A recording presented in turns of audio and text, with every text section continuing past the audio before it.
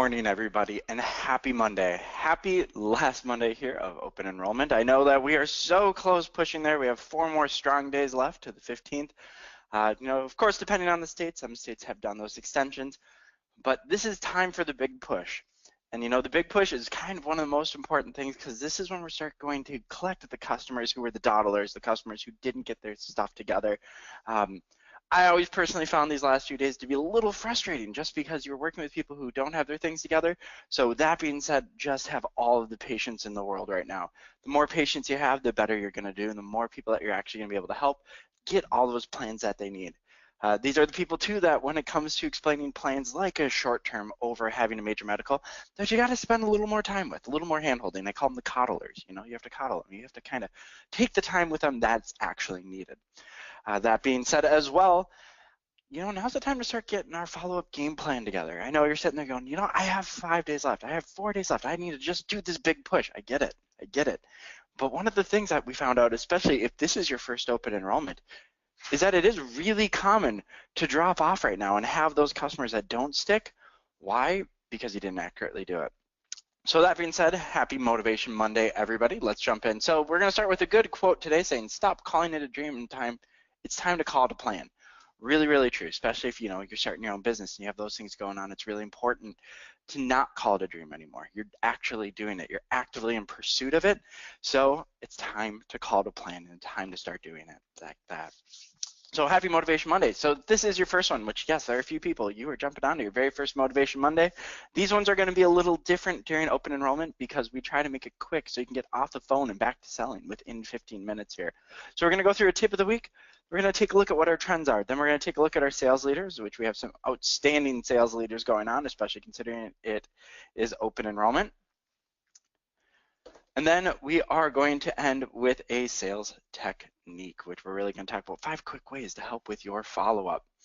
So the tip of the week, the previous week, I just wanted to remind everybody, because keep in mind we're doing them only every other week, so this is actually a tip of the week from about 2 weeks ago, that the plan enhancer, which is one of the most common things that we actually sell here at AHCP, and that is through National General. It's an accident product. They expanded the ages that we can actually write the riders on that, okay? So we can write the riders up to age 64. Clients can keep them up to age 65, and keep in mind with the regular AME, just the AME portion, clients can keep that up to 75. So those are one of those things you just want to keep in mind, especially during open enrollment, that yes, we use those, yes, we keep those going. So our other tip of the week for this week, one of them that I don't know how many people are actually aware of it, but we actually do have a YouTube page out there. So if you want to see the trainings, you can absolutely go to ahcpsales.com/trainings or click the little trainings box. You can see all the live webinars. You can also see the training calendar. But if you are sitting there and you are on a mobile device and you are maybe have a few free minutes there at the doctor waiting, you can go through and you can do the YouTube page. So just keep in mind that yes, there is a YouTube page and you can do that. Just making sure I'm doing a mic check quick. Got a thing about us not being able to hear it accurate. Okay, now let's take a look at what our trends are. So as you can guess, yes, here's the trends. We are doing great, obviously, with major medical, but with short-term medical and fixed benefit, we are having a healthy increase, especially considering where we're at. I'd expect next week too to say increase because we're going to take a look at those sales numbers. As far as goes with the Medicare too, because these are taking a look at the end of AEP, which ended very recently here. So obviously we had an increase there in Advantage, prescription, and supplements. As far as goes with the Med Advantage, we did have an increase. Those were mainly sold through Aetna. With the prescription, it was Humana, and the Medicare subs, it was UHC. With the accident sales and the critical illness, we didn't really have too much of a big change on those, so nothing shocking there. Again, accident leading with Healthy America, critical illness leading with CBL. But what makes me happy there is that we did have a healthy increase there in dental. So good job with the golden rule. So one thing I'd expect is these numbers to go up again next week. We always have a little drop down during the holiday. So don't be super shocked if those numbers go back. But then after that, we usually collect up the people who didn't successfully complete open enrollment. So we go through and we help them. So yeah, right now we're gonna have one big push. We're gonna have a little bit of a slowdown, but don't think it's gonna completely die off or stop. So let's take a look out here. Who are our sales shoutouts? So this is for our fixed benefit. And if anybody is shocked by this first name, you should come talk to me on that one. So Katya, congratulations on taking gold. Robert, good job on taking silver, and Carlos, congratulations on taking bronze there in our limited benefit category.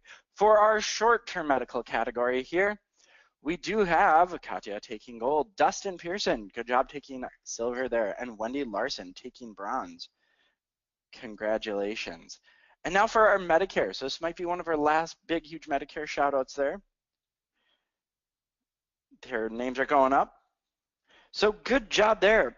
Phyllis, you are taking gold, Maureen taking silver, and Heather taking bronze. So just to let you know, the women completely rocked Medicare.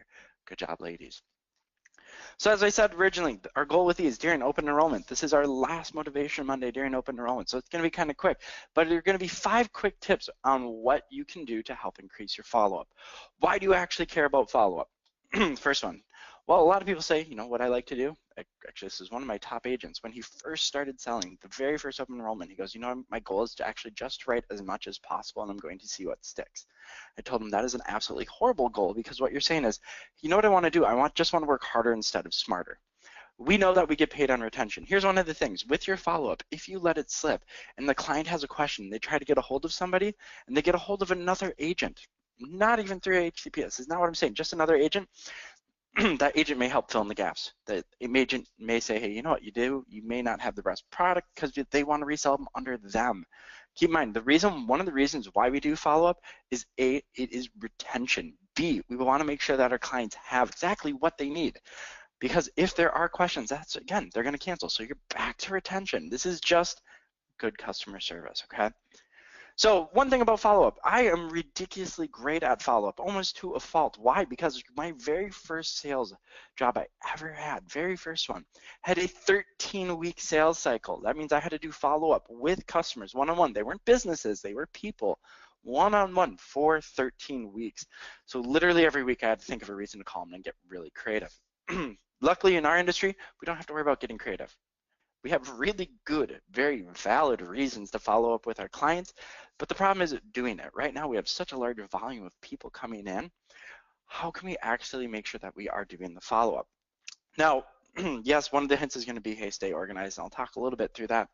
But more the reason is, do you know why to follow up? That is a huge one.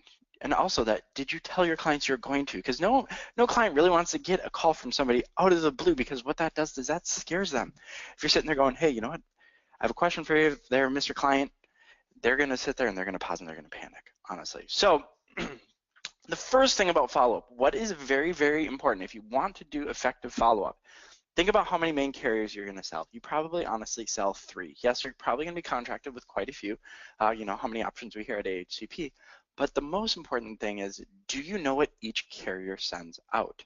A lot of time it's in the carrier agent guide, pretty easy one to do, because if you're sitting there telling the customer, hey, your ID cards, they're going to arrive in 14 days, but it's actually a product like the Plan Enhancer where they don't get ID cards, they make it where that something got screwed up. And it's their health and it's their financial security, so they don't really want it to get screwed up. So the first biggest tip for follow-up, and if you just say, hey, you know what, I say the same line to everybody, you know, your ID cards are going to arrive potentially within 14 days unless you don't have them, that's kind of sloppy. The better you do, the more clients are going to send people to you because you gave them proper expectations, okay? So my very first tip is, do you know what clients get and what they actually need, right? Do you know if they get ID cards? Do they get policy packets? Are there certain websites they get access to? Where are their claim forms? These are important things that you're going to be doing in follow-up, right? So first one is, do you know what you're actually going to be saying to your client? Okay, so the first one is, with all the different carriers, make sure to know which carriers are going to send ID cards, which products will send ID cards, which ones will send policy packets, which ones will give them special access to a website. Like, for example, if you sell the TrioMed there through National General and they get access to the association website, do they know where to get that? And then where can they find them? Okay, we know so many carriers are cutting back on sending actual paper documents, which is great because those paper documents just get thrown away and, you know, put into the trash and no one ever looks at them. So where can they actually find them? So these are things that you're going to be talking about in your follow-up call, right? So are they going to get ID cards? Are they going to get policy packets? Where can they access the information and where can they access claim forms? Those are things your clients want to know. Second one, let them know you'll be calling. I told you right away, if you call a client out of the blue, they're actually going to get kind of freaked out. They're going to be extremely uncomfortable and nobody really wants that. So first off, let them know so they will be expecting it, okay?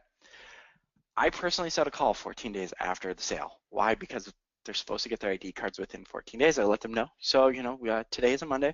So 2 Mondays from now, so 14 days out, I'm going to be giving you a call, just making sure everything arrived all right. If things haven't arrived at that time, that's not going to be an issue. We can go through and make sure everything gets resent for you.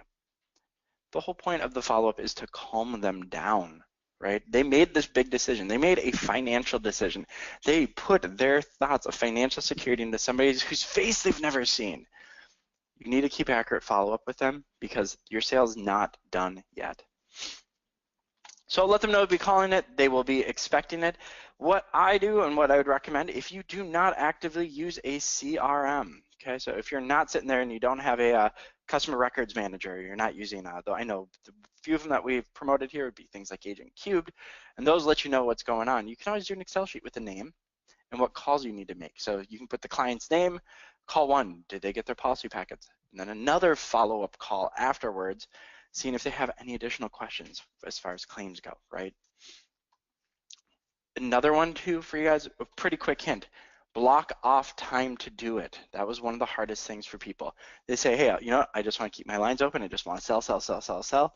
Absolutely, follow-up is still selling. You need to block off a time in your calendar every day, and I would not do it at the same time. I would block off 30 minutes to make sure that I'm going to be doing effective follow-up. Why? Because I need that time for my clients, right? I also block off time to do admin work. So if you have any of those where you have to go through, do an agent signature, make sure you block off the appropriate time for that. Here's a fun one. Personally, one of the things that I absolutely love to do, right, is with follow-up, yeah, it's a lot of work, right? We just talked about it. You need to block off time. You need to reach out to these people. Hey, what happens if they don't answer? You're going to have to be reaching out another day, and you're going to play this chase. Give them a reason to contact you. My favorite thing with follow-up is once you're done with the sale, you say, hey, you know what I want you to do? The day that you get your ID cards in the mail, I want you to shoot me an email. Okay, so you're giving them homework right there. Give them homework. Let them contact you when they get their ID cards. Let them contact you when they get their policy packets. That's a really, really powerful one as long as they do it. Say, hey, you know what? If I haven't heard from you by 14 days, what I'm going to do is I'm going to give you a call. Okay, so give them homework. Other things too is a lot of younger people now, they don't want to communicate via phone. They absolutely hate doing calls. Calls are one of just dreadful to them. So what they want to do is they want to communicate via email. So if you're one of those people who you've been helping out a lot of younger people, they love to communicate via email. Give them a reason to email you. Give them a reason to contact you via email. If they shoot you a text too, life is so much easier. If any of you have kids who are in the millennial generation and you know that they would rather text than call as well, don't be shocked.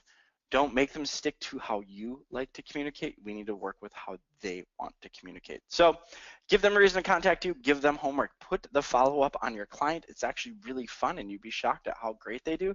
So when you're having to worry about, do they have all this? They'll contact you. Again, contact them 10 to 14 days after the sale. Some people are a pretty big stickler on the 10 just because they do have that free look period. 14 days after the sales because that's when they're supposed to have their ID cards, right?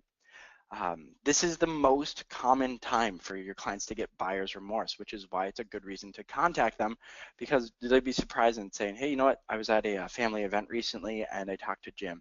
And my Uncle Jim says, because we all know that you have an Uncle Jim, and he is a healthcare professional because he doesn't know a dang thing, and he hasn't been working for a really long time, but that Uncle Jim knows everything about everything. So this is the time for you to quit, just talking them off the ledge that way. Just to assure them that they have the right products. And hey, who knows, maybe Uncle Jim actually doesn't know what he's talking about, and maybe he actually needs products, right? And the last one, which I think is the most important, one of the things with follow-up, a quick tip in there, it's a good time to fill in the policy gaps. So if you find out that maybe you didn't sell your client dental, you can always talk about, hey, you know what, one thing we didn't really talk about is dental. How is your dental policy right now? Right? Any supplements they didn't fit in. They're going to be seeing a lot of friends. They're going to be, oops, sorry about that. They're going to be seeing a lot of family during this holiday season, right? Maybe they can see what their friends and family are thinking. I was recently at a family event just talking with people. They all know I do insurance, but one of my family members is sitting there just talking about how much they love Aflac. I was like, there's actually a lot of carriers that do things similar to Aflac. Let's get into, talking a bit about it. It's just an easy way to do a little bit of your own marketing, a little bit of your own inspirations that way. So the last one is any supplements that they didn't buy. Make sure you know what your client sold. Obviously, you're going to know what their budget is. But the other thing is, what did they not get that could be good. So yeah, they went through, they paid their first month's premiums on it, but then they found out maybe they have another $10 wiggle room, and you could go through and make sure that if there's one thing that was important to them that they didn't get, that they can absolutely get it then. So 5 quick tips there for you. I mean, we were trying to be quick, get you off the phone here in 15 minutes because it is open enrollment. We will have Motivation Monday next week, but then the following 2 weeks will be canceled because it will be Christmas Day, which our offices are not open, as well as New Year's Day. The offices are not open. So next week should be the last Motivation Monday, I believe, for the year. Yep, checking the calendar. It is the last one of the year for next week. So if you have any questions, comments, concerns, please reach out to us there, training@ahcpsales.com. And a pretty good one for you to end with is following up instead of giving up can turn a lost cause into an awesome opportunity. Absolutely important. Following up with your client who's sitting there saying, I don't like it, I don't know how it works, I don't get this, I don't get that, can turn it from a cancel into somebody who's actually going to keep the policy.